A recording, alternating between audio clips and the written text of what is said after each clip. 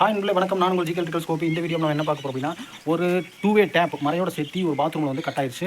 அது வந்து நேற்று நைட்டு தான் போய் மாற்றி விட்டு வந்தேன். அது கிட்டத்தட்ட ஒரு 9-10 மணி இருக்கும். அந்த டைமில் தண்ணி இல்லை அப்படின்ட்டு வந்து ஒரு பாட்டி ஒருத்தர் கூப்பிட்டாங்க. இப்போ வந்து அந்த டேப் வந்து மரையோட கட் ஆகி மறுபடியும் அந்த மரையை வந்து உள்ளேருந்து வெளியெடுத்து டேப் வந்து மாற்றி விட்டு வந்துட்டேன். அது எப்படி மரை வெளியெடுக்கிறது, டேப் மாட்டுறது அப்படிங்கிறத இந்த வீடியோவில் பார்க்க போகிறோம். வாங்க வீடியோக்குள்ளே போகலாம். என்னடா அது வீடியோ கிடைக்கலன்னு பார்த்தா கடைசியில் வந்து பார்த்திங்கன்னா இந்த மாதிரி ஒரு டேப்பு கட்டாகி இருந்துச்சு. அதுக்கப்புறம் இந்த டேப்பை நம்ம வீடியோ எடுத்து நம்ம பயனுள்ள ஒரு வீடியோ தகவலாக மாற்றலாம் அப்படின்ட்டு நான் பார்த்தா இது மாதிரி பார்த்திங்கன்னா கட்டாயிடுச்சு. இது வந்து பார்த்திங்கன்னா மரம் வந்து உள்ளே கட்டாகி நிற்கிது. இது வந்து ஒரு 1/2 இன்ச் ஆக்ஸா பிளேடு மூலமாக மட்டும்தான் இதை வந்து ரெடி பண்ண போகிறோம். அது போக பார்த்திங்கன்னா இதுக்கு தேவையான பொருள் வந்து பார்த்திங்கன்னா ஒரு ஆணி, ஒரு சுத்தியல், அது போக ஒரு ஸ்க்ரூ டிரைவர். இவ்வளோ மட்டும்தாங்க, வேறு எதுவும் வேண்டியதில்லை. இந்த டேப் ஈஸியாக மாற்றிடலாம். இப்போ வந்து பார்த்திங்கன்னா இதுக்கு 4 பக்கம் வந்து பார்த்திங்கன்னா, அதாவது இப்போ மரை கட்டாயிடுச்சு. இது பிளாஸ்டிக் டேப்பு. இது வந்து சில்வர் டேப்பாக இருந்தாலும் பரவாயில்ல. 4 பக்கம் ஒரு லைட்டாக கிராக் மாதிரி நீங்கள் ஆக்ஸா பிளேடில் அறுத்து விட்டுருங்க. ஆனால் வந்து கீழே வந்து ஃபுல் அண்ட் ஃபுல் அறுக்கிறேன்ட்டு மரையை மட்டும் தயவு செய்து அறுத்துறாதீங்க. அறுத்துட்டீங்க அப்படின்னா கண்டிப்பாக அடுத்த டேப் போடும்போது வந்து பார்த்திங்கன்னா கண்டிப்பாக அதில் போட்டால் லீக்கேஜ் வரக்கு வாய்ப்பு அதிகமாக இருக்குது.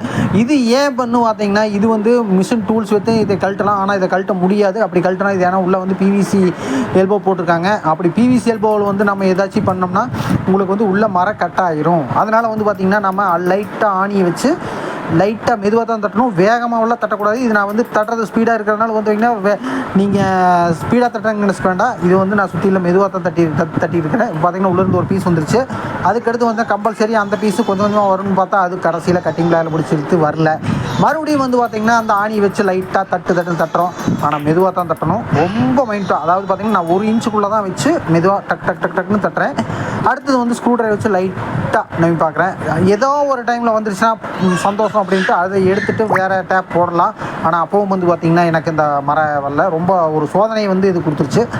மறுபடியும் பார்த்திங்கன்னா அந்த ஆணி வச்சு லைட்டாக அந்த சுத்திலையுமே வச்சு லைட்டாக அடித்தேன். அதுக்கப்புறம் வந்து பார்த்திங்கன்னா அது மறுபடியும் கொஞ்சம் கொஞ்சமாக தான் நகர்ந்துச்சு.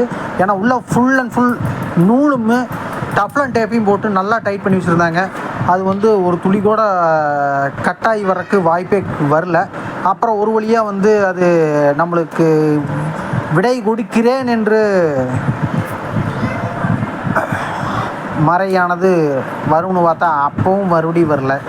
என்னடா இது ஒரு சோதனையாக போச்சு அப்படின்ட்டு எப்படி இருந்தாலும் அந்த வீட்டுக்காரங்களுக்கு வந்து தண்ணி கண்டிப்பாக அன்றைக்கி நைட்டு தேவைப்படுமே அப்படின்ட்டு நான் கடுமையாக போராடி ஒரு வழியாக அதையே ரெடி பண்ணிடலாம் அப்படின்ட்டு லைட்டாக ஸ்க்ரூ டிரைவர் வச்சு நெம்மினேன். ஓரளவுக்கு ஏதோ ஒரு பீஸ் வந்து வெளியே வரக்கு ட்ரை பண்ணிச்சு.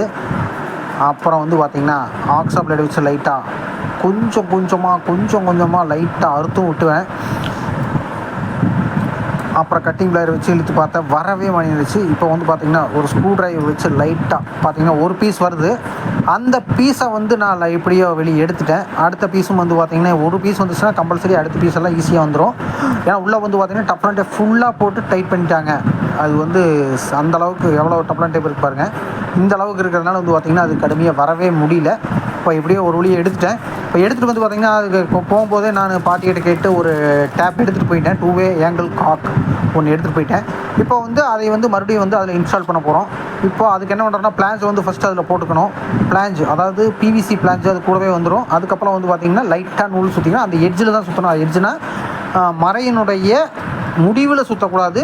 மரையினுடைய டப்லான் அதாவது பிளான்ஸ் போட்டிருப்போம், பிவிசி பிளான்ஸு. அந்த பிளான்ஸு ஓரத்தில் தான் வந்து சுற்றணும். சுற்றிட்டு அதுக்கப்புறம் டஃப்லன் டேப் மட்டும் வந்து பார்த்திங்கன்னா முன்னாடி தளவு வரைக்கும் வந்து நீங்கள் சுற்றிக்கலாம். அது நீங்கள் எவ்வளோ சுற்றினாலும் அது வந்து உங்களுக்கு வந்து லூஸ் ஆகிறதுக்கு தான் வாய்ப்பு இருக்குது. ஏன்னு கேட்டிங்கன்னா நூல் தான் வந்து டைட்டாக பிடிக்குது டேப்பை. டஃப்லன் டேப் வந்து அவ்வளோ சீக்கிரம் டைட்டாக பிடிக்காது. அது ஒயிட் கலர் டஃப்லன் டேப் அவ்வளோ சீக்கிரம் பிடிக்காது. இதோ எல்லா கலர் டேப்பாக இருந்தால் பிடிக்கும். இப்போ வந்து பார்த்திங்கன்னா நான் ஏற்றும் போது பார்த்திங்கன்னா லைட்டாக கிராஸ் மாதிரி ஏறிச்சு. ஏன்னு கேட்டிங்கன்னா அதில் உள்ளே வந்து பார்த்திங்கன்னா பிசுறு, அதாவது டஃப்லன் டேப் பிசுறுலாம் உள்ளே இருந்துச்சு. அதனால் போட முடியல. அப்புறம் 2வது டைம் ஏற்றும் போது தான் வந்து அது கரெக்டாக ஃபிட் ஆச்சு. அதுக்கப்புறம் வந்து பார்த்திங்கன்னா நான் அதை கரெக்டாக ஃபிட் பண்ணிவிட்டு தண்ணி நீக்கி பார்த்து எல்லாமே செக் பண்ணிவிட்டு அதுக்கப்புறம் தான் வந்து பார்த்திங்கன்னா அதனுடைய இன்னர் டியூப் எல்லாமே போடுறதுக்கு ட்ரை பண்ணேன். இப்போ அது வந்து ஃபஸ்ட்டு உடஞ்ச இதுலேருந்து பார்த்திங்கன்னா அது வந்து இன்னர் டியூப் வந்து எதுக்குன்னா ஃப்ளஷ் அவுட் டேங்க்குக்குமே அதுக்கப்புறம் ஹேண்ட் ஷவர், அதாவது ஹெல்த் வேஸ்ட் செட் அப்படின்னு சொல்லுவோம். அதுக்கு வர இன்னர் டியூப் தான் வந்து நான் இப்போ கீழே மாட்டிகிட்டு இருக்கிறேன். இப்போ மாட்டி விட்டு எல்லாமே செக் பண்ணும்போது கடைசியில் தண்ணி ஒழுகிருமோ அப்படின்னு ஒரு பயத்தில் தான் கேட் வால் நீக்கினேன். ஆனால் வந்து தண்ணி எதுவுமே லீக்கேஜ் இல்லை. ஒரு 2 நிமிஷம் வந்து தண்ணியை நீக்கி விட்டு ஓகே செக் பண்ணியாச்சு. ஓகே நண்பர்களே, நம்ம சேனலை லைக் பண்ணாதவங்க சப்ஸ்கிரைப் பண்ணுங்கள், மறக்காமல் சப்ஸ்கிரைப் பண்ணுங்கள், லைக் பண்ணுங்கள், ஷேர் பண்ணுங்கள். ஓகே நன்றி. இதே மாதிரி அடுத்த வீடியோவில் நம்ம சந்திப்போம். நன்றி, வணக்கம்.